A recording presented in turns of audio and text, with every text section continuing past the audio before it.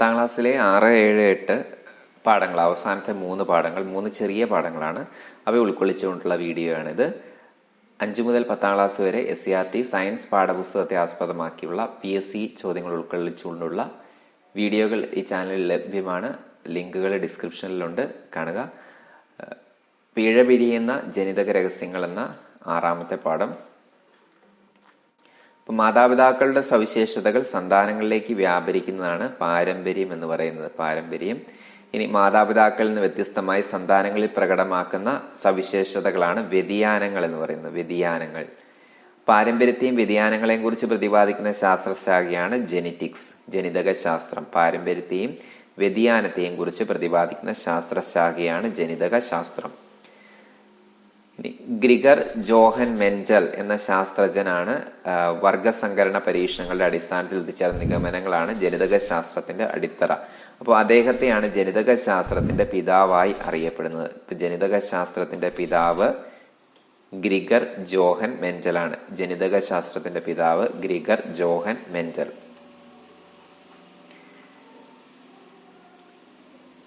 ഒരു ജോഡി വിപരീത ഗുണങ്ങളിലെ വർഗസങ്കരണത്തിന് വിധേയമാക്കുമ്പോൾ 1ാം തലമുറയിലെ സന്തതികൾ വിപരീത ഗുണങ്ങളിൽ ഒന്ന് മാത്രം പ്രകടമാക്കുകയും മറ്റത് മറഞ്ഞിരിക്കുകയും ചെയ്യും. 1ാം തലമുറയിൽ പ്രത്യക്ഷപ്പെട്ട ഗുണത്തെ പ്രകട ഗുണം എന്നും മറഞ്ഞിരിക്കുന്നതിനെ ഗുപ്ത ഗുണം എന്നും പറയുന്നു. അപ്പോൾ വർഗസങ്കരണത്തിന് വിധേയമാകുന്ന സമയത്ത് ഒരു തലമുറയിലെ ഒരെണ്ണം മറഞ്ഞിരിക്കുകയും ഒരെണ്ണം പ്രകടമാക്കുകയും ചെയ്യും. അപ്പോൾ പ്രകടമാകുന്നതിനെ ഡോമിനന്റ് ട്രൈറ്റ് എന്നും റിസസീവ് ട്രൈറ്റ് എന്ന് പറഞ്ഞാൽ മറഞ്ഞിരിക്കുന്നതിന്, അതായത് ഗുപ്ത ഗുണം എന്നും പ്രകട ഗുണം എന്നും പറയുന്നു. DNA പ്രധാനപ്പെട്ട കാര്യമാണ്. Deoxy റൈബോ nucleic acid. James Watson, Francis Crick എന്നീ ശാസ്ത്രജ്ഞനാണ് 1953 DNA ചുറ്റുഗോവണി മാതൃക അവതരിപ്പിച്ചത്. ഈ മാതൃകയ്ക്ക് അവർക്ക് നോബൽ സമ്മാനം ലഭിക്കുകയും ചെയ്തു. അപ്പോൾ ഡിയോക്സി റൈബോ ന്യൂക്ലിക് ആസിഡ് ജനിതക ഘടനയുമായി ബന്ധപ്പെട്ട ഏറ്റവും പ്രധാനപ്പെട്ട കാര്യമാണ്. അപ്പോൾ ചുറ്റുഗോവണി മാതൃക പ്രകാരം DNA തന്മാത്രകൾ 2 ഇഴകൾ ചേർന്നാണ്. പഞ്ചസാരയും ഫോസ്ഫേറ്റും ചേർന്ന 2 നെടിയ ഇഴകളും നൈട്രജൻ ബേസുകൾ ചേർന്ന പടികളുള്ള ഘടനയുമാണ് ഇവര് നിർദ്ദേശിച്ചത്. പഞ്ചസാരയും ഫോസ്ഫേറ്റും ചേർന്ന 2 നെടിയ ഇഴകളും നൈട്രജൻ ബേസുകൾ ചേർന്ന പടികളുള്ള ഘടനയുമാണ് ഇവര് നിർദ്ദേശിച്ചത്. DNAയിൽ ഡിയോക്സി റൈബോസ് പഞ്ചസാരയാണുള്ളത്. DNAയിലുള്ള പഞ്ചസാരയാണ് ഡിയോക്സി റൈബോസ്. നൈട്രജൻ അടങ്ങിയതും ക്ഷാര സ്വഭാവമുള്ളതുമായ തന്മാത്രകളാണ് നൈട്രജൻ ബേസുകൾ എന്ന് പറയുന്നത്. അഡിനിൻ, തൈമിൻ, ഗുവാനിൻ, സൈറ്റോസിൻ എന്നീ 4 തരം നൈട്രജൻ ബേസുകൾ ഉള്ളതിനാൽ DNAയിൽ 4 തരം ന്യൂക്ലിയോടൈഡുകൾ ഉണ്ട്. DNAയിലെ ന്യൂക്ലിയോടൈഡുകളാണ് അഡിനിൻ, തൈമിൻ, ഗുവാനിൻ, സൈറ്റോസിൻ. DNAയുടെ നിർമ്മാണ ഘടകങ്ങളായ നൈട്രജൻ ബേസുകൾ സവിശേഷ പ്രാധാന്യമുള്ള തന്മാത്രകളാണ്. DNAയിൽ അഡിനിൻ തൈമിനുമായും ഗ്വാനിൻ സൈറ്റോസിനുമായി മാത്രമേ ജോഡി ചേരുകയുള്ളൂ. അഡിനിനും തൈമിനും ഗ്വാനിനും സൈറ്റോസിനും. ഇനി അടുത്താണ് RNA, ribonucleic acid. DNA പോലെ തന്നെ മറ്റൊരു ന്യൂക്ലിക് ആസിഡാണ് RNA, റൈബോ ന്യൂക്ലിക് ആസിഡ്. RNAയും ന്യൂക്ലിയോടൈഡുകൾ കൊണ്ടാണ് നിർമ്മിക്കപ്പെട്ടിരിക്കുന്നത്. RNAയിൽ കാണുന്നത് റൈബോസ് പഞ്ചസാരയാണ്. തൈമീന് പകരം RNAയിൽ യുറാസിൽ എന്ന നൈട്രജൻ ബേസ് ആണുള്ളത്. അപ്പൊ RNAയിലുള്ള ബേസ് യുറാസിനാണ്, തൈമീന് പകരം യുറാസിൻ. ഭൂരിഭാഗം RNAകളിലും 1 ഇഴ മാത്രമേ ഉള്ളൂ. ഇതാണ് DNAയും RNAയും തമ്മിലുള്ള പ്രധാന വ്യത്യാസം. DNAയിൽ ഡിയോക്സി റൈബോസ് പഞ്ചസാര, RNAയിൽ റൈബോസ് പഞ്ചസാര. DNAയില് അഡിനിൻ, തൈമിൻ, ഗുവാനിൻ, സൈറ്റോസിൻ. എന്നാൽ RNAയില് തൈമീന് പകരം യുറാസിൽ എന്ന നൈട്രജൻ ബേസ് ആണുള്ളത്. DNA നേരിട്ട് പ്രോട്ടീൻ നിർമ്മാണത്തിൽ പങ്കാളിയാവുന്നില്ല. DNA അതിന്റെ പ്രവർത്തനങ്ങൾ നിർവഹിക്കുന്നത് RNAയുടെ സഹായത്തോടെയാണ്. DNAയിലെ സന്ദേശം പകർത്തിയ RNA റൈബോസോമുകളിലെത്തി പ്രോട്ടീൻ നിർമ്മാണം നിയന്ത്രിക്കുന്നത്.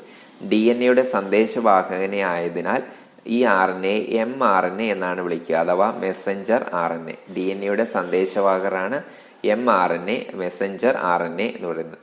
mRNA കൂടാതെ അമിനോ ആസിഡുകൾ റൈബോസോമിലേക്ക് എത്തിക്കുന്നതാണ് tRNA.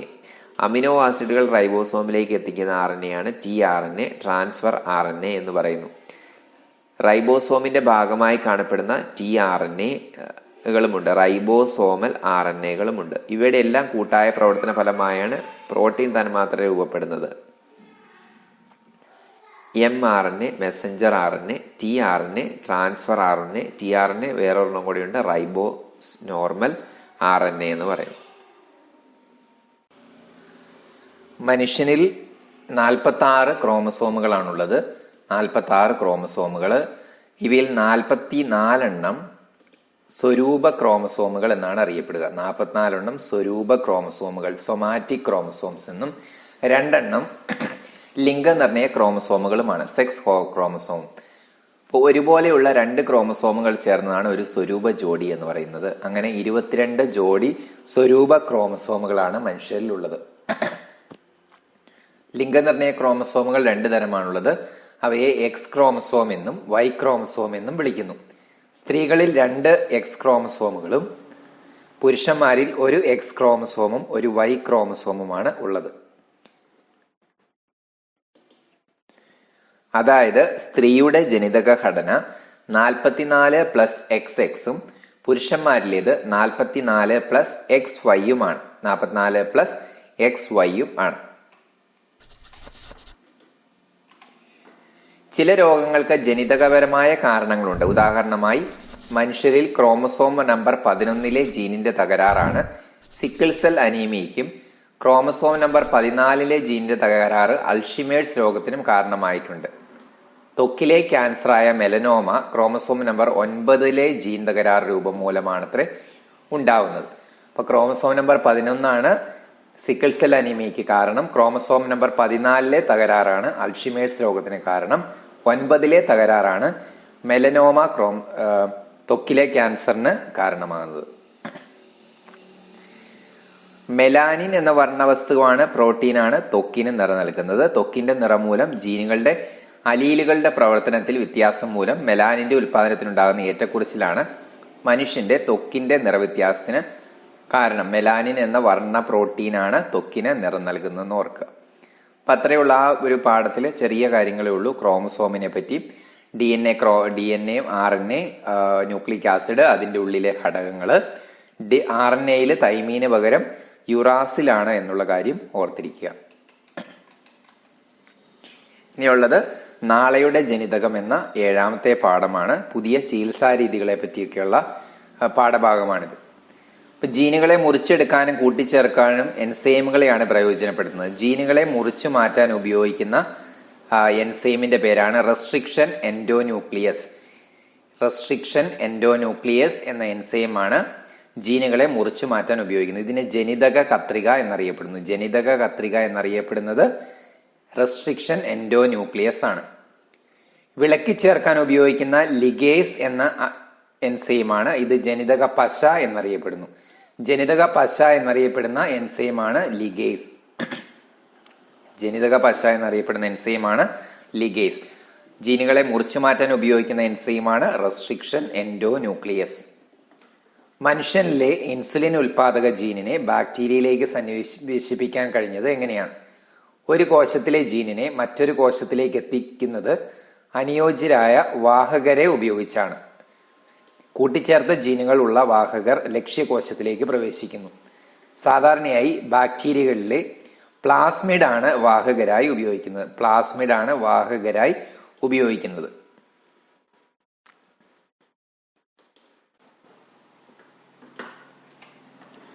മനുഷ്യ ജീനോം പദ്ധതി. ശാസ്ത്രം ഏറെ പുരോഗമിച്ചിട്ടും ജനിതക രോഗങ്ങളെ നിയന്ത്രണാതീതമാക്കാൻ കഴിഞ്ഞിരുന്നില്ല. അപ്പോൾ ഈ പരിമിതികൾ മറികടക്കാനുള്ള ഇടപെടലുകളാണ് 1990കളിൽ മനുഷ്യ ജീനോം പദ്ധതി എന്ന പദ്ധതിക്ക് സംരംഭത്തിന് തുടക്കം കുറിച്ചത്. മനുഷ്യ ജീനോം പദ്ധതി 90ലാണ് ആരംഭിച്ചത്. ഇപ്പൊ ലോകത്തിന്റെ പല ഭാഗങ്ങളിലെ ലാബുകളിൽ 2003 വരെ നീണ്ടുനിന്ന ഗവേഷണങ്ങളായിരുന്നു നടന്നിരുന്നത്. ഇപ്പൊ ഒരു പ്രത്യേക സ്വഭാവത്തിന് കാരണമായ ജീനിന്റെ സ്ഥാനം DNA-യിൽ എവിടെയാണെന്ന് കൃത്യമായി കണ്ടെത്തുന്ന സാങ്കേതിക വിദ്യയാണ് ജീൻ മാപ്പിംഗ് എന്ന് പറയുന്നത്. Gene mapping.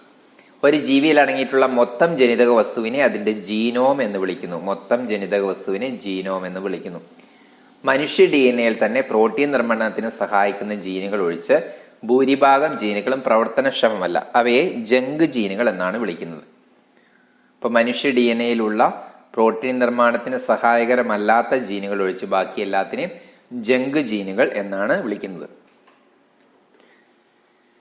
ഇനി ചികിത്സയ്ക്ക് ഉപയോഗിക്കുന്ന ചില പ്രോട്ടീനുകളുണ്ട്, അതിന്റെ രോഗവും രോഗലക്ഷണങ്ങളും പറയുന്നു. ഇന്റർഫെറോണുകൾ വൈറൽ രോഗങ്ങൾക്ക് ഉപയോഗിക്കുന്നവയാണ്. ഇന്റർഫെറോണുകൾ ഇൻസുലിൻ എന്ന പ്രോട്ടീൻ ഉപയോഗിക്കുന്ന പ്രമേഹത്തിന്, എൻഡോർഫിൻ വേദനയ്ക്ക്, സൊമാറ്റോട്രോപ്പിൻ വളർച്ചാ വൈകല്യങ്ങൾക്ക് ഉപയോഗിക്കുന്നു. സൊമാറ്റോട്രോപ്പിൻ വളർച്ചാ വൈകല്യങ്ങൾക്ക്, എൻഡോർഫിൻ വേദനയ്ക്ക്, ഇൻസുലിൻ പ്രമേഹത്തിന്, ഇന്റർഫെറോണുകൾ വൈറൽ രോഗങ്ങൾക്ക് ഉപയോഗിക്കുന്നു.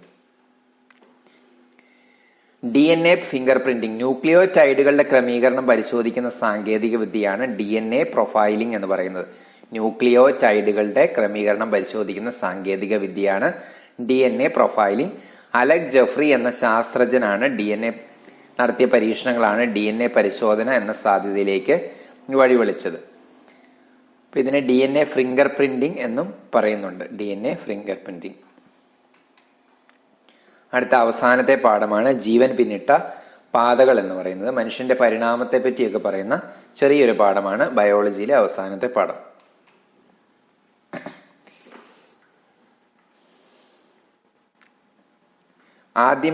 ആദിമ ഭൂമിയിലെ സവിശേഷ സാഹചര്യങ്ങളിൽ സമുദ്രജലത്തിലെ രാസവസ്തുക്കൾക്കുണ്ടായ മാറ്റങ്ങളുടെ ഫലമായി ജീവൻ ഉത്ഭവിച്ചു എന്ന പരികല്പനമാണ് രാസപരിണാമ സിദ്ധാന്തമായി മാറിയത്. രാസപരിണാമ സിദ്ധാന്തം സമുദ്രജലത്തിലെ രാസവസ്തുക്കൾ ഉണ്ടായ മാറ്റങ്ങളുടെ ഫലമായി ജീവൻ ഉത്ഭവിച്ചു എന്ന് പറയുന്നതാണ് രാസപരിണാമ സിദ്ധാന്തം. ഈ സിദ്ധാന്തം രൂപീകരിച്ചത് AI ഒപ്പാരിനും JBS ഹാൽഡനുമാണ്. AI ഒപ്പാരനും JBS ഹാൽഡനുമാണ് രാസപരിണാമ സിദ്ധാന്തത്തിന്റെ ഉപജ്ഞാതാക്കൾ എന്ന് പറയുന്നത്. ഇനി അടുത്താണ് ലാമാർക്കിസം എന്ന് പറയുന്ന സിദ്ധാന്തം. ജീവികൾ ജീവിതകാലത്ത് ആർജിക്കുന്ന സ്വഭാവങ്ങളാണ് സ്വയാർജിത സ്വഭാവങ്ങൾ. ഇത്തരം സ്വഭാവങ്ങൾ തലമുറകളിൽ കൂടിച്ചേർന്ന പുതിയ ജീവജാതികൾ രൂപപ്പെട്ടു എന്നാണ് ലാമാർക്ക് വിശദീകരിച്ചത്. ഇതിനെ ലാമാർക്കിസം എന്ന് പറയുന്നു.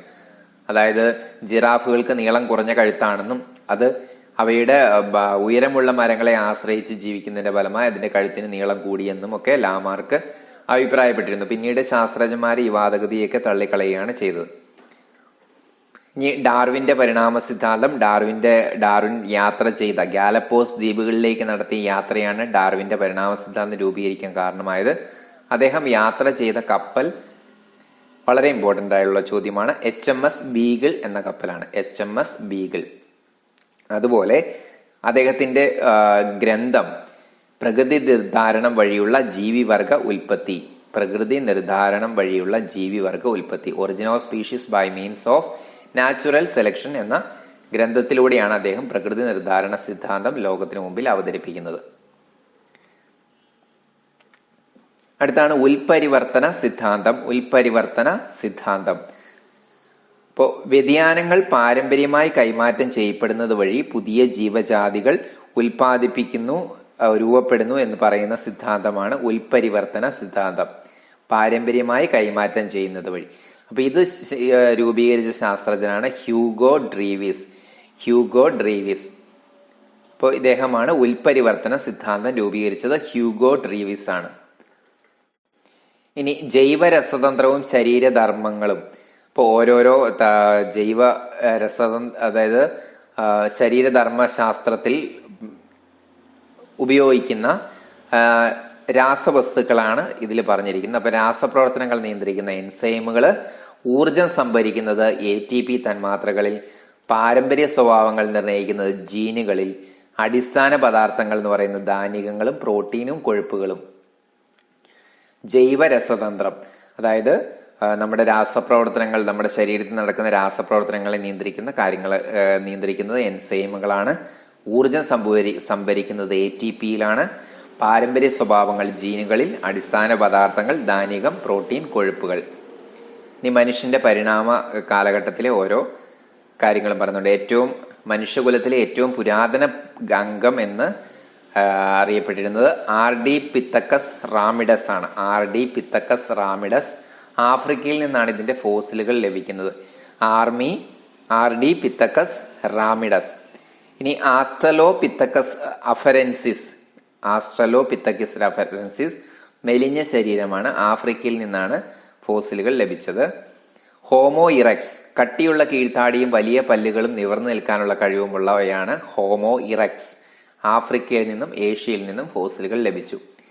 ഇനി ഹോമോ നിയാണ്ടർതാലൻസിസ്, ആധുനിക മനുഷ്യന് സമകാലീനർ, യൂറോപ്പ്, ഏഷ്യ എന്നിവിടങ്ങളിൽ നിന്ന് ഫോസിലുകൾ ലഭിക്കുന്നു. ഒടുവിൽ വന്നാണ് ഹോമോ സാപ്പിയൻസ്, ആധുനിക മനുഷ്യൻ എന്ന് പറയുന്നത്. ഫ്രാൻസിൽ നിന്ന് ആദ്യ ഫോസിലുകൾ ലഭിച്ചു, ഹോമോ സാപ്പിയൻസ്. അപ്പോൾ ആർഡിപിത്തക്കസ്, ആസ്ട്രലോപിത്തിക്കസ്, ഹോമോ ഇറക്സ്, ഹോമോ നിയാണ്ടർതാലൻസസ്, ഹോമോ സാപ്പിയൻസസ്. ഇതാണ് മനുഷ്യ പരിണാമ ചരിത്രത്തിലെ മുഖ്യ ഘട്ടങ്ങൾ. അപ്പോൾ ഈ 3 ചാപ്റ്ററുകൾ തീർന്നു. ബയോളജിയിലെ അവസാനത്തെ ചാപ്റ്റർ ആയിരുന്നു. അപ്പോൾ 5ാം ക്ലാസ് മുതൽ 10ാം ക്ലാസ് വരെയുള്ള SCERT പുസ്തകങ്ങളിലെ PSC ചോദ്യങ്ങളാണ് ഇതിൽ ഉൾപ്പെടുത്തിയിരിക്കുന്നത്. അപ്പോൾ ഇത് ഇഷ്ടപ്പെട്ടെങ്കിൽ ഷെയർ ചെയ്യുക, സബ്സ്ക്രൈബ് ചെയ്യുക, നോട്ടിഫിക്കേഷൻ ലഭിക്കുന്നതിനായിട്ട് ബെല്ലൈക്കൺ ക്ലിക്ക് ചെയ്യുക. 9ഉം 10ഉം ബയോളജി വളരെ ഇമ്പോർട്ടൻ്റ് ആയിട്ടുള്ള കാര്യമാണ്. PSC പരീക്ഷകളിൽ ഒരുപാട് ചോദ്യങ്ങൾ ചോദിച്ചു കണ്ടിട്ടുണ്ട്. അപ്പോൾ അടുത്ത വീഡിയോയുമായി കാണാം. Thank you.